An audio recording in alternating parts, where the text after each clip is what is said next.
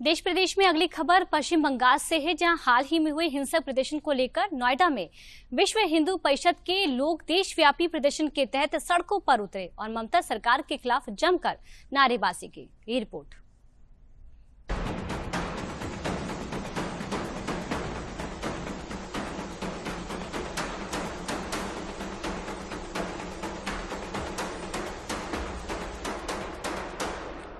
हिंदुओं का अपमान नहीं सहेगा हिंदुस्तान। और पश्चिम बंगाल में राष्ट्रपति शासन की मांग के नारे बुलंद करती ये तस्वीरें यूपी के नोएडा से हैं, जहां बीते दिनों पश्चिम बंगाल में हुई हिंसा की वारदात में कथित तौर पर हिंदुओं के पलायन और रक्तपात की घटना को लेकर राज्य की ममता बनर्जी सरकार के खिलाफ शनिवार को विश्व हिंदू परिषद के लोग देशव्यापी प्रदर्शन के तहत सड़कों पर उतरे। इस दौरान विश्व हिंदू परिषद के नेता विनोद बंसल ने ममता सरकार को निशाने पर लेते हुए राज्य में हुई हिंसा की वारदात के लिए सीधे तौर पर जिम्मेदार ठहराया।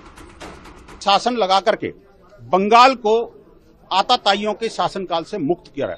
और आप देखिए जिस तरह से ममता जी लगातार जिहादियों की पैरोकार बनी हुई हैं, उनके मंत्री लगातार बयान दे रहे हैं और इतने बड़ी संख्या में पीड़ित हिंदू शरणार्थी शिविरों में जीने को मजबूर हैं, उनके लिए एक दो शब्द सांत्वना के भी नहीं है। कैसी मुख्यमंत्री है? ऐसी मुख्यमंत्री नहीं चाहिए। यूपी, दिल्ली, महाराष्ट्र और तेलंगाना समेत देश के कई राज्यों में हुए प्रदर्शन के दौरान विश्व हिंदू परिषद ने ममता सरकार के खिलाफ सख्त एक्शन लिए जाने और राज्य में राष्ट्रपति शासन लगाने की मांग के साथ राष्ट्रपति के नाम संबोधित ज्ञापन जिला कलेक्टर को सौंपा।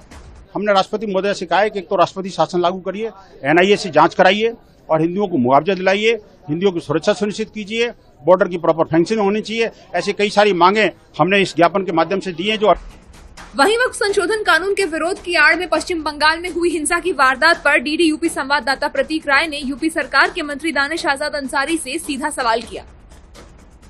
वैसी के विरोध की अपनी वजह हो सकती है। आपको नहीं लगता कि उन राज्यों में ज्यादा विरोध हो रहा है जहां हाल फिलहाल में विधानसभा के चुनाव होने, बंगाल की बात कर लें, बिहार की बात कर लें, यूपी में 2027 में चुनाव होने, तो क्या ये भी एक वजह हो सकती है? देखिए, बंगाल की अगर हम एग्जांपल लेंगे तो बंगाल की ममता जी की सरकार पूरी तरीके से बंगाल की सुरक्षा करने के लिए नाकाम साबित हुई है।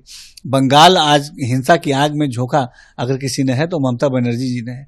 आज बंगाल, जो बंगाल साहित्य की धरती माना जाता था, क्रांति की धरती माना जाता था, विकास की धरती माना जाता था, आज उसी बंगाल को अपने राजनीतिक स्वार्थ के लिए हिंसा की आग में झोंकने का काम ममता जी कर रही हैं, जो कि कहीं से भी एक्सेप्टेबल नहीं है। पश्चिम बंगाल में हाल ही में हुए हिंसक विरोध प्रदर्शन में 3 लोगों की मौत हुई थी, जिसके बाद से ममता सरकार लगातार सियासी निशाने पर है।